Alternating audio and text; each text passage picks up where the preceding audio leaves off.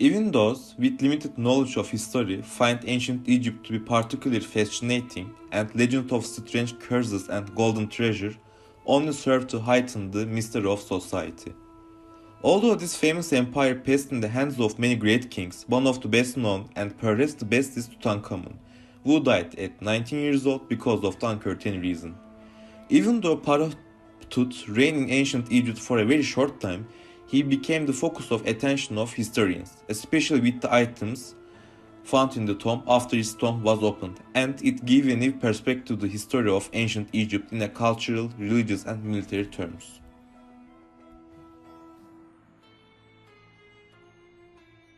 The religion and beliefs of ancient Egypt. Ancient Egyptian religion was a complex system of the polytheistic beliefs and rituals which formed an integral part of the ancient Egypt religion. The religion of ancient Egypt is based on the belief of the afterlife. So, preserving the dead bodies and protecting the personal objects are significant key elements for Egyptians. Talks about the religion of ancient Egypt were changed from one era to another era. For instance, in the beginning, a pharaoh only is able to abandon his tomb and go to the place in which gods continue their afterlife. Other people who were slaves, people from the public and servants of pharaoh should stay at their tombs rooms. However, in the Middle Kingdom period, the talk was altered based on the accurate ritual. If people follow correct orders of the ritual, all people, regardless of their classes in the society, have an access to leave their tombs and go to the Osiris read files. At funerals of Egyptians, mourners who hired in exchange for the money to cry, a priest waits for in front of the tomb to prepare for ritual, which is opening of the mouth and gives an opportunity to dead body in order to arise from the dead. After those process, the spirit passes a labyrinth to come across guardians of evil door. The spirit answers some questions and then arrive the field. The process of embalming. Embalming the dead body is a momentous process for Egyptians, because they consider that in the afterlife, the spirit of the dead person looks for a body to reside in a new life.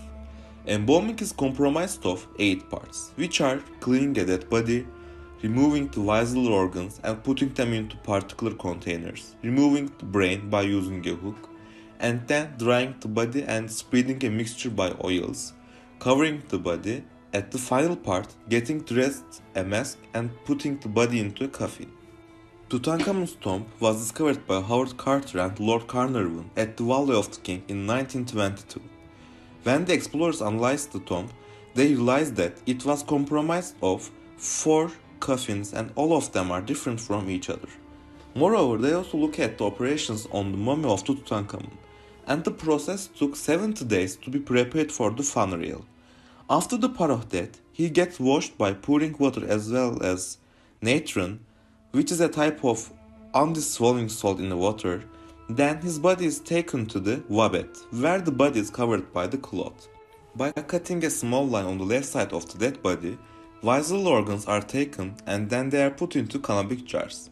Stomach is put into chuckle jar, lungs are put into bourbon jars, liver put into human head jars, and intestines are put into the falcon head jars. And all of these jars have their own meanings. After that, by using a hook, the brain is taken from the nose and it thrown away, but the heart of the pharaoh mustn't be taken from the body because he will be judged by Osiris in the afterlife. Book of the Dead. The text is written both walls of the rooms and papyrus, which is a type of in the ancient Egypt. The text and figures help the mummy give a suggestion about how either she or he behaves at afterlife. Some figures show chapters of the red files, pets, and also those texts and figures are predicted to be written and drawn by Hanufer. The Book of Death doesn't have either any copies or codified versions, because the book was created for each people who had enough money to buy it. Due to that, it was organized by per individuals to give instruction about how to track the step of afterlife, such as where to go, how to address the certain gods, what to say at certain times, and how to comport.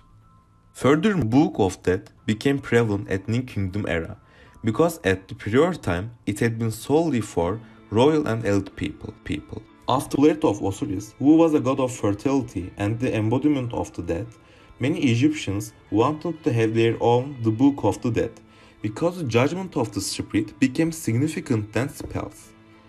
That's why the Book of Death was for all people, regardless of their social class and materiality at the New Kingdom era, and it was more prevalent among Egyptians.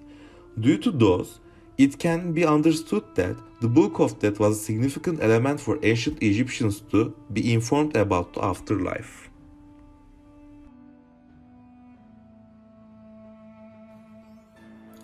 Wine has been a blessed and valued product in both ancient and modern times. We often find wine jars in tombs of nobles in ancient Egypt, which tells us that wine was mostly consumed by upper classes. 30 earthenware wine jars bearing the location, dates, and vintage of the wine were discovered in Tutankhamun's tomb. According to the Howard Carter, Tutankhamun's wines were produced in the Nile Delta, which fits well with what is known about Egyptian wine culture, because grapes grow well there. Ancient Egyptians used honey as a sweetener before sugar came, and also find honey jars in some tombs. Tutankhamun's tomb is one of them. In Tutankhamun's tomb, one was labeled honey of good quality. A sample of honey from a 19th dynasty tomb was analyzed by E. Zander, who found the pollen consisted principally of Persea and Egyptian plum, with a few grains of grasses, legumes, and other wild herbaceous plants. Honey, wine, and flowers. These are just a few of the objects found in Tutankhamun's tomb.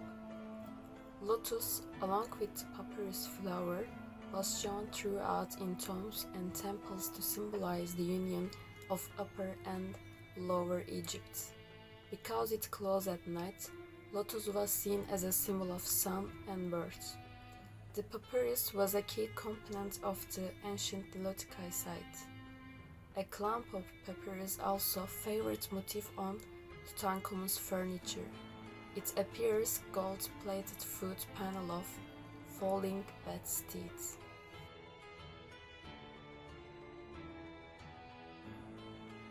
What we know about Tutankhamun, one of the best-known pharaohs of ancient Egypt, may actually be a big mistake. The pharaoh Tutankhamun, known for his accession to the throne at a young age and his health problems, was not engraved in the dusty pages of history with his warrior personality. However, new findings made it necessary to reopen the dusty pages that had already been closed and to look at the pharaoh Tutankhamun with a different eye. In fact, what we know so far can be justified in one respect. Tutankhamun was young and had health problems, so he could not stand out as a warrior pharaoh. However, despite all this, convincing evidence emerged that Tutankhamun appeared on battlefields. This, once again, made the pharaoh Tutankhamun an interesting and mysterious subject of research. So what we have now? Some items found by researchers in Tutankhamun's tomb, where he kept his eternal sleep, pushed us to expand our knowledge of Tut. The armor with a leather material found in the tomb certainly gave the researchers what they were looking for, especially considering its utility. The deformation on the edges of his armor was a sign that it was often used on battlefields, regardless of the time effect. Lucian Skinner, who is a doctoral student at the University of Northampton and the British Museum, mentioned that if this is true, it would be an amazing revelation, countering the idea that Tut was a weak and sickly boy king. Moreover, the exhumed evidences were not limited to this leather armor.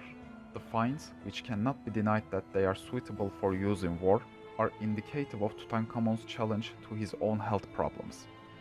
Egypt Military Museum Director Tarek Sayed Tawfik said, 6 chariots were found at Tutankhamun's tomb, some for ceremonies, some for hunting, and one lighter and faster than the rest for war.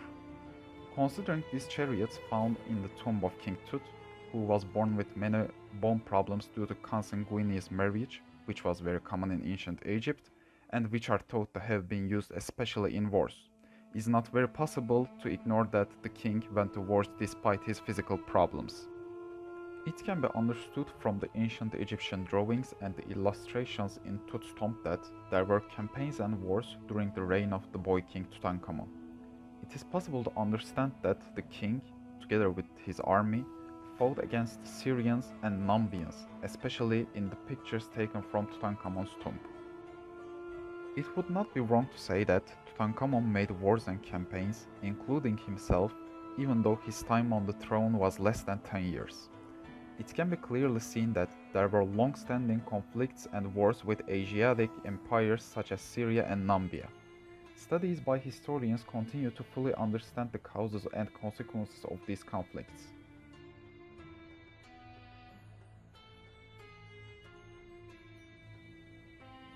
As we all know, Tutankhamun was one of the best kings of great ancient Egypt, considering issues such as culture, religion, and the military or wars. Treasures unearthed from Tutankhamun's tomb shed light on the cultural legacy of ancient Egyptian civilization. Furthermore, after the tomb of Tut was found, there have been radical innovations in terms of religion and belief. In addition, another contribution of the opening of his tomb to history is that although he is known as the sickly boy king, he actually appeared in wars and he fought against other civilizations with his armies, written in the pages of history. Despite all these discoveries, many more mysteries about Tutankhamun and Egypt in his time are waiting to be revealed by historians.